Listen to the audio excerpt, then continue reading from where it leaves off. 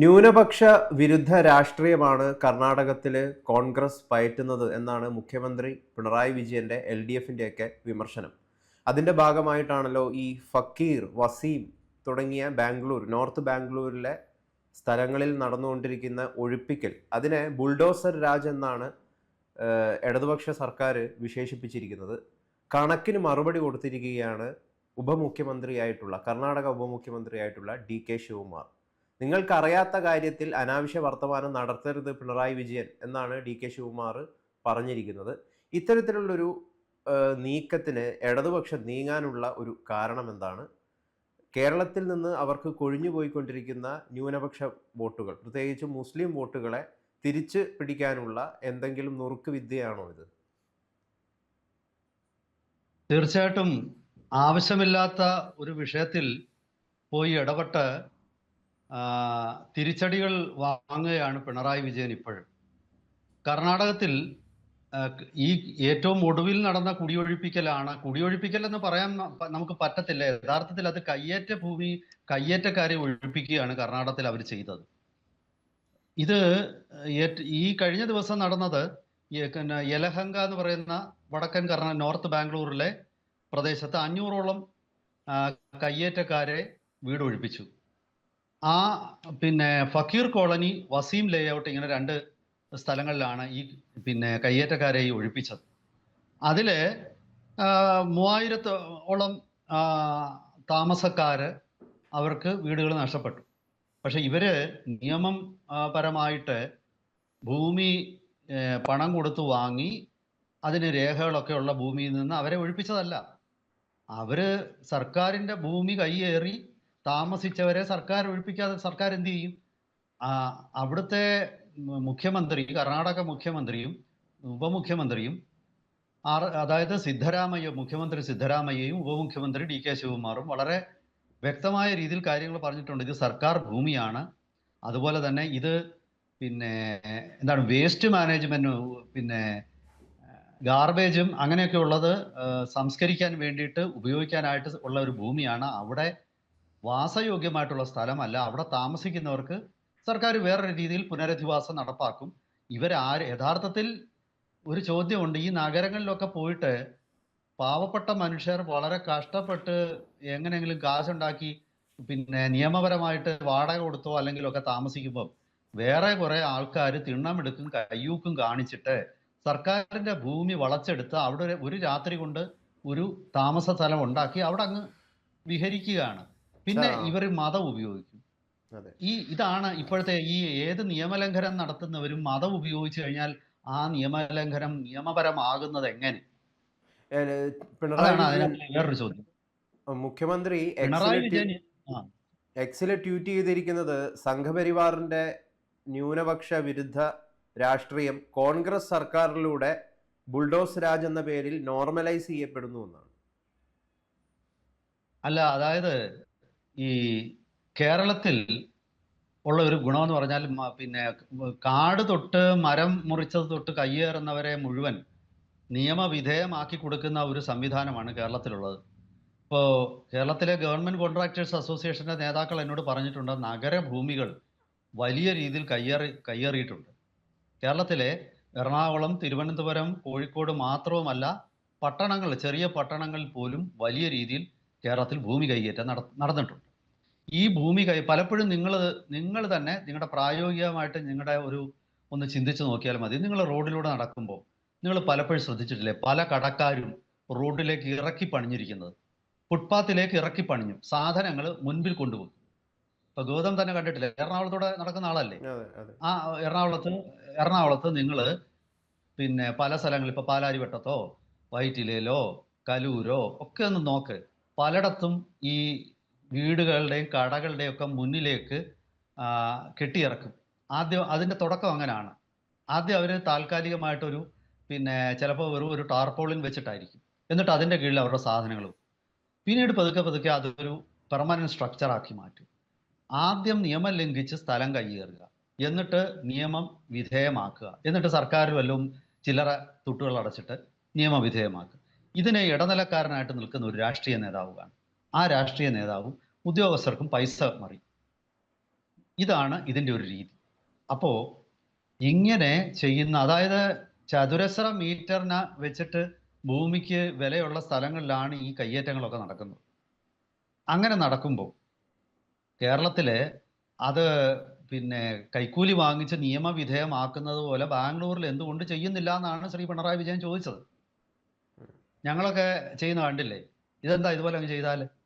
അല്ല, ഇവിടെ ഈ സർക്കാർ ഭൂമി ഒരു പ്രധാന കൺസേൺ എന്ത് ഉള്ളത്, അല്ല കുറെ കാലങ്ങളായിട്ട് ഇവിടെ എന്താണ് മുസ്ലിങ്ങൾ, അതായത് ആ കമ്മ്യൂണിറ്റി ജീവിച്ചു വരികയാണ്.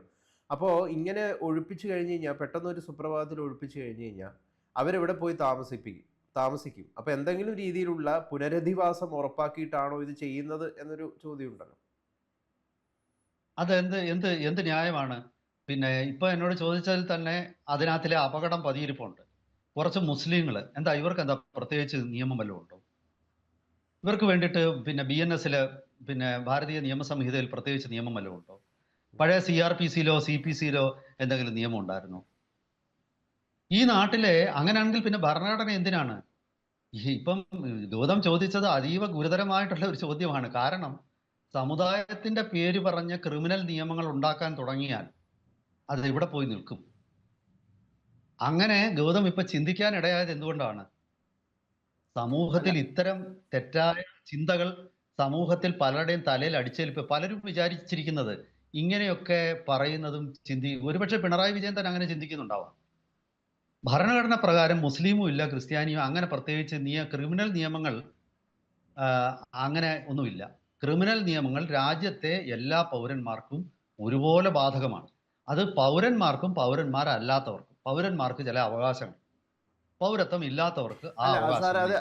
അത് ഈ ഒരു ഭൂരിപക്ഷ സമുദായത്തിൽ സ്വാഭാവികമായിട്ടും അവിടുത്തെ ന്യൂനപക്ഷങ്ങൾ ക്ഷേമത്തിലാണോ ജീവിക്കുന്നത് എന്ന് എല്ലാവരും പരിശോധിക്കും തോന്നുന്നു. ഇപ്പൊ നമ്മൾ ബംഗ്ലാദേശിലെ കാര്യമാണെങ്കിൽ അവിടുത്തെ ന്യൂനപക്ഷമായിട്ടുള്ള ഹിന്ദുക്കൾ വലിയ രീതിയിലുള്ള ആക്രമണങ്ങൾ നേരിടുന്നുണ്ട്. ശരി തന്നെയാണ്.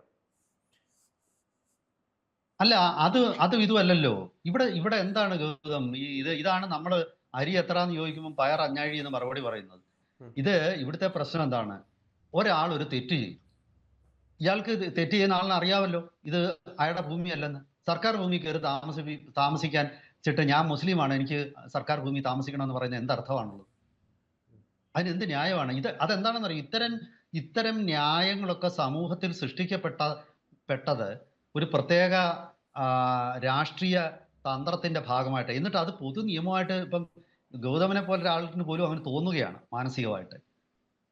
അതായത് ഈ നാട്ടിൽ സർക്കാരിന്റെ ഭൂമി കയ്യേറാൻ മുസ്ലിമിനോ ഹിന്ദുവിനോ ബൗദ്ധനോ ജൈനനോ സിഖുകാരനോ പാർസിക്കോ ജൂതനോ ഒന്നും അവകാശമില്ല. ഈ നാട്ടിലെന്നല്ല, ലോകത്തിൽ ഒരിടത്തും ഇല്ല. ഈ നാട്ടിൽ അതിന് കണ്ടുപിടിച്ച പേരാണ് ന്യൂനപക്ഷ അവകാശം. ന്യൂനപക്ഷ അവകാശം, അത് പ്രത്യേക അവകാശങ്ങൾ ഭരണഘടന കൊടുത്തിട്ടുണ്ട്. അതൊക്കെ കോടതി പോയി വേണം വാങ്ങിക്കണം. അത് താമസ സ്ഥലം കയ്യേറുന്നതിനല്ല, അത് കോളേജ് അഡ്മിഷന്, ജോബ് റിസർവേഷന്റെ ഭാഗമായിട്ട് ചിലർക്ക്. ഇതൊക്കെ ന്യൂനപക്ഷ അല്ലെങ്കിൽ പിന്നോക്ക പട്ടികജാതി അങ്ങനെയൊക്കെയുള്ള അവകാശങ്ങൾ. അതിന് നിയമവ്യവസ്ഥിതിയുണ്ട്. നിയമം കയ്യിലെടുക്കുന്നതിന് ആർക്കെങ്കിലും അവകാശമുണ്ടോ? ഗൗതം, ഇതൊക്കെ കൊണ്ടാണ് പോലീസ് പോലും ഇവിടെ പോയിട്ട് റോഡിൽ നിൽക്കുന്നവനെ തല്ലുന്നത്. കാരണം എന്നിട്ട് പോലീസുകാരൻ പറയും ഞാൻ ടെൻഷനിലായിരുന്നു. എന്താ പിന്നെ ഗൗതം മാനസികമായിട്ട് ടെൻഷനിലായ റോഡിൽ കൂടെ പോകുന്നതിനെ തല്ലാൻ ഗൗതത്തിന് അധികാരമുണ്ടോ? അത്രയും അധികാരമേ പോലീസുകാരനുള്ളൂ. പക്ഷേ ഇതൊക്കെ തന്നെ നമ്മൾ ചില സ്വാർത്ഥ താല്പര്യക്കാര് സമൂഹത്തിൽ ഉണ്ടാക്കിയെടുക്കുന്ന വ്യാജ പബ്ലിക് ഡിസ്കോഴ്സുകളാണ്. ഇതൊക്കെ തന്ത്രങ്ങളാണ്. ഇവിടെ പിന്നെ ബാംഗ്ലൂരിലെ, ഇനി ഞാൻ കുറച്ചുകൂടെ വിശദമാക്കാം, ഈ ബാംഗ്ലൂരിൽ ഏറ്റവും ഒടുവിൽ നടന്നതാണ് ഇതിന് തൊട്ടു മുമ്പ് ഒരു കുടിയൊഴിപ്പിക്കൽ നടന്നു. ആ കുടിയൊഴിപ്പിക്കൽ എന്ന് പറയുന്നത് കുടിയൊഴിപ്പിക്കലല്ല, അവിടെയും ഈ കയ്യേറ്റം ഒഴിപ്പിക്കല് KG ഹള്ളി, ബാംഗ്ലൂരിലെ ആ KG ഹള്ളിയിലെ ഒഴിവാക്കപ്പെട്ടവർ ബഹുഭൂരിപക്ഷം ഹിന്ദുക്കളാണ്. KG ഹള്ളിയിലെ ബാംഗ്ലൂർ സബർബൻ റെയിൽവേ പ്രോജക്റ്റിന്റെ ഭാഗമായിട്ടാണ് ഈ കയ്യേറ്റം ഒഴിപ്പിച്ചത്. ആ ഒഴിപ്പിച്ചത് നവംബറിലാണ് നടന്നത്. അവിടെയും നിരവധി ആൾക്കാർക്ക് വീട് നഷ്ടപ്പെട്ടു. പല ആൾക്കാരും പറയുന്നത് അവർ വീടിനുള്ളിൽ ഇരിക്കുമ്പോൾ തന്നെ ചിലർക്കൊക്കെ പരിക്കേൽക്കുക വരെ ചെയ്തു എന്നാണ് പറയുന്നത് ബുൾഡോസർ വന്നപ്പോൾ. അതിനെക്കുറിച്ച് പിണറായി വിജയൻ എന്തൊന്നും ഉണ്ടായിരുന്നത്? ഇപ്പോ യോഗി ഉത്തർപ്രദേശിന്റെ കാര്യം, എന്റെ ഗൗതം, ഈ ഉത്തർപ്രദേശിന്റെ കാര്യം എന്ത് പറഞ്ഞാലും ഉത്തർപ്രദേശ് അല്ല, നമ്മൾ ഈ ബുൾഡോസർ രാജ് തീർച്ചയായിട്ടും അതിന്റെ ഒരു ആശയം ഉദിക്കുന്നത് ഉത്തർപ്രദേശിലാണ്. അത് വളരെ അതൊന്നും എന്താണ് അല്ല. അതിനു മുമ്പ് വേഗ ഇവിടെ വേഗത്തിൽ സഞ്ജയ് ഗാന്ധിയാണ് ആദ്യം ബുൾഡോസർ രാജ് കൊണ്ടുവന്നത്. അ- ഡൽഹിയിലെ പാലിക ബസാർ. അല്ല, നിലവില് ഇപ്പം ഡൽഹിയിലെ ബുൾഡോസർ പാലിക രാജ് ആ വളരെ തകൃതിയായിട്ട് ഇവിടെ യോഗി ആദിത്യനാഥിന്റെ ഉത്തർപ്രദേശിൽ നടക്കുന്നുണ്ട്. സുപ്രീം കോടതി പോലും വിമർശിക്കുന്ന ഒരു സാഹചര്യം ഉണ്ടായി. കാരണം ഇല്ലീഗലായിട്ടുള്ള, നിയമവിരുദ്ധമായിട്ടുള്ള രീതിയിൽ, ഇൻഹ്യൂമൺ ആയിട്ടുള്ള രീതിയിൽ ഇത്തരത്തിലുള്ള ബുൾഡോസർ രാജ് നടപ്പാക്കാൻ പാടില്ല എന്നാണ് സുപ്രീം കോടതി വിമർശിച്ചിരിക്കുന്നത്. അങ്ങനെയല്ല. അത് ഇതുമായിട്ട് വ്യത്യാസമുണ്ട്. അവിടെ പിന്നെ പൊതുസ്ഥലത്തുള്ള വീടുകൾ തകർത്തതിനെതിരെ അല്ല. ചില കുറ്റകൃത്യങ്ങളിൽ പോലീസ് പ്രതി ചേർക്കപ്പെട്ടവർ, അങ്ങനെ പ്രതി ചേർക്കപ്പെട്ടവർ നിയമം, അതായത് കോടതിയുടെ അന്തിമ വിധി വരുന്നതിന് മുമ്പ് ഇവരുടെ വീടുകൾ, അത് അങ്ങനെ ഒരു നിയമപരമായിട്ടൊരു വകുപ്പുണ്ട്. അതായത് പിന്നെ കുറ്റവാളികൾക്കുള്ള പിന്നെ ഈ കുറ്റകൃത്യങ്ങൾ കൊണ്ടാണ് അവരുടെ സ്വത്തുവകകൾ അവർ വാങ്ങിക്കുകയോ നിർമ്മിക്കുകയോ ഒക്കെ ചെയ്തെങ്കിൽ അത് പോലീസിനെ ഏറ്റെടുക്കുകയോ ഏറ്റെടുക്കുകയോ സർക്കാരിന് അത് തകർത്ത് കളയുകയോ ചെയ്യാമെന്നുള്ള ഒരു നിയമമുണ്ട്. ആ നിയമം ഉപയോഗിച്ചാണ് യോഗി ആദിത്യനാഥ് അത് ചെയ്തത്. അപ്പോ അവിടെ ചെയ്തത് പൊതുസ്ഥലം കയ്യേറിയവർക്ക് പിന്നെ വീടല്ല തകർത്തത്. നിങ്ങൾ നിയമപരമായിട്ട് പിന്നെ പൈസ കൊടുത്ത് വാങ്ങിയ ഭൂമിയിൽ നിങ്ങൾ വെച്ച വീട് അവർ തകർത്തു. ആ തകർത്തതിന് അതും നിയമം ഉപയോഗിച്ച് തന്നെയാണ് അത് ചെയ്തത്. എന്താണെന്ന് വെച്ചാൽ ആ പിന്നെ നിങ്ങൾ ഈ കെട്ടിടം കെട്ടിപ്പൊക്കാൻ ഉണ്ടാക്കിയത് നിങ്ങൾ ചിലപ്പോൾ കള്ളപ്പണം വെളുപ്പിച്ചിട്ടായിരിക്കാം. അതല്ലെങ്കിൽ നിങ്ങൾ പിന്നെ ആൾക്കാരിൽ നിന്ന് എക്സ്റ്റോർഷൻ, ഈ ചെയ്തതൊക്കെ വലിയ കൊടും ക്രിമിനലുകളാണ്. യു പിയിലുള്ള അണ്ടർവേൾഡ് അധോലോക രാജാക്കന്മാരുടെ വീടുകളാണ്. അപ്പോൾ അതൊക്കെ തകർക്കുമ്പോഴും അത് പൂർണ്ണമായിട്ട് നിയമത്തിന് വിധേയമല്ല എന്ന് കണ്ടിട്ടാണ് സുപ്രീം കോടതി അവിടെ ചെയ്തത്. ഇത് ബാംഗ്ലൂരിലെയും അതുമായിട്ട് താരതമ്യപ്പെടുത്താൻ പോലും പറ്റത്തില്ല. കാരണം ബാംഗ്ലൂരിൽ പൊതുസ്ഥലം കയ്യേറിയത്, മറ്റേത് കുറ്റവാളികളുടെ അവർ തന്നെ വാങ്ങിച്ച് അവർ തന്നെ പൈസ ചെലവാക്കി ഉണ്ടാക്കിയ അസറ്റുകൾ സർക്കാരിന് തകർക്കാം എന്നുള്ള നിയമം ഉപയോഗിച്ച് അത് തകർത്തു. അതിന് കുറച്ച് നാളുകൂടെ വെയിറ്റ് ചെയ്യണം. പക്ഷെ അവിടെയും ഞാനൊരു ചോദ്യം ചോദിക്കട്ടെ. അത്ര കടുത്ത നിയമലംഘനമാണ് യോഗി ആദിത്യനാഥ് സർക്കാർ നടത്തിയതെങ്കിൽ യോഗി ആദിത്യനാഥ് സർക്കാരിനെതിരെ കോടതി വിധി വന്നതിനുള്ളൂ. ഈ വീടുകളൊക്കെ പുനഃസ്ഥാപിക്കാൻ പറഞ്ഞതിനേയുള്ളൂ. യോഗി ആദിത്യനാഥിന് രാജിവെക്കേണ്ടി വന്നതിനേയുള്ളൂ. അങ്ങനെയൊന്നും സംഭവിച്ചില്ലല്ലോ. ബഹുമാനപ്പെട്ട സുപ്രീം കോടതി പോലും ചില നിരീക്ഷണങ്ങളിൽ ചില ഇടത്ത അധികാരം പിന്നെന്താണ് ഓവർ റീച്ചിങ് അതോറിറ്റി എന്ന് പറയും, നമുക്കുള്ള അധികാരത്തിന് അപ്പുറത്തേക്ക് നമ്മൾ പോയി എന്ന്. ഇവിടെ അങ്ങനെ സംഭവിച്ചിട്ടില്ല. ഇവിടെ ഇത് പൊതുസ്ഥലം കയ്യേറിയവരാണ്. കേരളത്തിൽ എവിടെങ്കിലും നമ്മുടെ ഒരു പ്രതിസന്ധി എന്താണെന്നറിയോ? ഈ കേരളത്തിലെ എല്ലാത്തരം നിയമവിരുദ്ധ പ്രവർത്തനങ്ങളും നിയമവിധേയമാക്കപ്പെടും. അങ്ങനെ ഒരു സമൂഹം. ഇപ്പം ഇനി ലാസ്റ്റിൽ നമ്മുടെ യഥാർത്ഥ പോയിന്റിലേക്ക് ഞാൻ വരാം. അതായത് പിണറായി വിജയൻ ഇപ്പോൾ വേണ്ടത് എങ്ങനെയും മുസ്ലിം പിന്തുണ നേടിയെടുക്കുക എന്നുള്ളത്. ആ മുസ്ലിം പിന്തുണ നേടിയെടുക്കാനായിട്ട് പിണറായി വിജയൻ സർവ്വ കളിയും കളിക്കും. പിണറായി വിജയന് എന്തെല്ലാം കാര്യങ്ങളിൽ പിന്നെ ഈ മുസ്ലിം ഗ്രൂപ്പുകൾക്ക് വിരുദ്ധമായ നിലപാടെടുത്തിരിക്കുന്നു. അപ്പൊ അങ്ങനെയാണെങ്കിൽ പിണറായി വിജയൻ പിന്നെ ജമാഅത്തെ ഇസ്ലാമിയെ ചീത്ത വിളിക്കുന്നു. ഇന്നലെ വരെ ജമാഅത്തെ ഇസ്ലാമിയുടെ പിന്തുണ കിട്ടിയവരല്ലേ. ഇന്നലെ വരെ വിവിധ ജനവിഭാഗങ്ങളുടെ പിന്നെ പോയിട്ട് അവർക്ക് കൈ നീട്ടി അവരോടൊപ്പം വേദി പങ്കിട്ടതല്ലേ. എത്രയോ സ്ഥലങ്ങളിൽ CPM SDPIയുമായിട്ട് ചേർന്ന് ഭരിച്ചിരുന്നു. പിന്നീട് ഇപ്പം ഏറ്റവും ഒടുവിൽ ഇപ്പം അത് വേണ്ടെന്ന് വെച്ചു. ഇതെല്ലാം തന്നെ രാഷ്ട്രീയ അടവ് നയങ്ങളാണ്.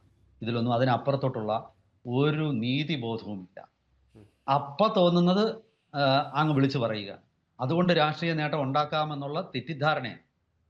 കാരണം എൻ്റെ ഉറച്ച വിശ്വാസം ഇനി മുസ്ലിം വോട്ടുകൾ പിണറായി വിജയന് കിട്ടുന്നത് വളരെ ബുദ്ധിമുട്ടാണ്. കാരണം ഇദ്ദേഹത്തിന്റെ രാഷ്ട്രീയ അടവ് നയങ്ങൾ അവർ മനസ്സിലാക്കി കഴിഞ്ഞു. അവരിനി ഇദ്ദേഹത്തിന് വോട്ടൊന്നും കൊടുക്കില്ല. അതിന് പല കുത്തിത്തിരിപ്പുകൾ ഉണ്ടാക്കാനാണ് ഇത് സംഭവിക്കാൻ പോകുന്നത്. എന്താണ് ഇതിന്റെ ദോഷഫലം ആരാ അനുഭവിക്കുന്നത്? ബാംഗ്ലൂരിലെ മലയാളികൾ. അങ്ങ് രാവിലെ ഇവിടുന്ന് കെട്ടിപ്പറങ്ങി പോവല്ലോ ബാംഗ്ലൂരിന്. ഇവിടെ എന്തെങ്കിലും ജോലിയുണ്ടോ? നിങ്ങൾ വലിയ വായിൽ വർത്താനം പറയുന്നുണ്ടല്ലോ. ഈ നാട്ടിലെ ഇദ്ദേഹത്തിന്റെ മകള് ബിസിനസ് തുടങ്ങാൻ എന്തിനാ ബാംഗ്ലൂരിൽ പോയത്? കേരളത്തിൽ തന്നെ തുടങ്ങിക്കൂടായിരുന്നു. എൻ്റെ ഒരു ലളിതമായ ചോദ്യമാണ്. ഈ സർവ്വ നേതാക്കന്മാരെയും കണ്ണൂരും കാസർഗോഡും ഒക്കെ ഉള്ളവർ രാവിലെ കെട്ടിപ്പറക്കി അങ്ങ് ബാംഗ്ലൂർ പോവല്ലോ. സംഭവിക്കാൻ പോകുന്ന ഒരു ഗുരുതരമായ പ്രശ്നമുണ്ട്. പിണറായി വിജയന് ഈ ഇട്ടാവട്ടത്തിലുള്ള സ്വാധീനമേ ഉള്ളൂ. അതിന് പുറത്തോട്ട് പോയിട്ട് കളിച്ചാലുണ്ടല്ലോ, ഈ പാവപ്പെട്ട മലയാളികൾ ബാംഗ്ലൂരിലൊക്കെ താമസിക്കുന്ന അവരായിരിക്കും ഇതിന്റെ പ്രത്യാഘാതം അനുഭവിക്കാൻ പോകുന്നത്. ഇങ്ങനെ ഒരു രണ്ട് സംസ്ഥാനങ്ങൾ തമ്മിലുള്ള വിഷയമാക്കി ഇത് മാറ്റിയെടുത്താൽ അവിടുത്തെ മലയാളികൾക്കൊക്കെ പെട്ടിയും കിടക്കയെടുത്ത് ഒരു സുപ്രഭാതത്തിൽ ഓടേണ്ട വന്നാൽ തമിഴർക്ക് നേരെ പോലും വളരെ ഭീകരമായ ആക്രമണങ്ങൾ നടത്തിയ ഒരു ചരിത്രം ബാംഗ്ലൂർ നഗരത്തിലുണ്ട്. തമിഴര് സാധാരണക്കാരല്ലേ, ലോകത്ത് എവിടെയും പോയി പിടിച്ചു നിൽക്കുന്നവരാ. അവരെ പോലും അതിക്രൂരമായിട്ട് കൈകാര്യം ചെയ്ത ആൾക്കാർ അവിടെ ഉണ്ട്. അവിടുത്തെ ഭാഷാഭ്രാന്തന്മാരുണ്ട്, അവിടുത്തെ പ്രാദേശികവാദികളുണ്ട്. അപ്പൊ അവരുടെ മുന്നിൽ നിസ്സഹായരായ മലയാളികളെ കൊണ്ട് എറിഞ്ഞു കൊടുക്കുകയാണ് കേരള മുഖ്യമന്ത്രി ചെയ്തത്. ഇതിന്റെ പ്രത്യാഘാതം അവിടെ ഉണ്ടാവുകയാണെങ്കിൽ അവർക്ക് സംരക്ഷണം കൊടുക്കാൻ ഇവിടെ പിണറായി വിജയന് സാധിക്കണം. കൊടിസുനിയും പിന്നെ ഞാനും ഉണ്ടെങ്കിൽ ജീവിതം ഗംഗയമോ എന്നുള്ള പാട്ടും പാടി ചില പ്രത്യേക പ്രദേശങ്ങളിലിരിക്കുക, അതിനപ്പുറത്തോട്ട് പോയിട്ട് ഉണ്ടെങ്കിൽ കളി കാര്യമാവും. എന്തായാലും വരുന്ന ദിവസങ്ങളിൽ പാവപ്പെട്ട മലയാളികൾക്ക് ഒരുപാട് ബുദ്ധിമുട്ടുണ്ടാകും എന്നുള്ളതാണ് ഇപ്പോഴത്തെ കാര്യങ്ങളുടെ ഒരു പോക്ക് കണ്ടിട്ട് നമുക്ക് തോന്നുന്നത്. കാരണം ശിവകുമാറിന്റെ വാക്കുകളിൽ ഒരുപാട് രോഷം അടങ്ങിയിട്ടുണ്ട്. ശിവകുമാർ സാധാരണ ഒരു രാഷ്ട്രീയക്കാരനല്ല. ശിവകുമാർ അതിശക്തനായ ഒരു രാഷ്ട്രീയക്കാരനാണ്. എന്തായാലും വരും ദിവസങ്ങളിൽ നമുക്കത് കാണാം. തീർച്ചയായിട്ടും. അപ്പം പറഞ്ഞോളൂ. ഉപമുഖ്യമന്ത്രിയായിട്ടുള്ള DK ശിവകുമാർ പറഞ്ഞിരിക്കുന്നത് ഒരു തരത്തിലുള്ള ബുൾഡോസ് സംസ്കാരവും കർണാടകത്തിൽ ഇല്ല. അതുമാത്രമല്ല, റീഹാബിലിറ്റൈസ് ചെയ്യും, പുനരധിവസിപ്പിക്കും എലിജിബിൾ ആയിട്ടുള്ള യോഗ്യരായിട്ടുള്ള ആളുകളെ രാജീവ് ഗാന്ധി സ്കീം പ്രകാരം വീട് നൽകുന്നൊക്കെയാണ് അദ്ദേഹം പ്രതികരിച്ചിരിക്കുന്നത്. പിണറായി വിജയൻ കാര്യം മനസ്സിലാക്കാതെ ഇത്തരത്തിലുള്ള വർത്തമാനങ്ങൾ നടത്താൻ പാടില്ല എന്നുള്ള ശക്തമായിട്ടുള്ള പ്രതികരണവും കോൺഗ്രസ് മുഖ്യമന്ത്രി ഉപമുഖ്യമന്ത്രി DK ശിവകുമാർ നൽകിയിട്ടുണ്ട്. എന്തായാലും കൂടുതൽ കാര്യങ്ങൾ വരും ദിവസങ്ങളിൽ അറിയാൻ തോന്നുന്നു. Thank you.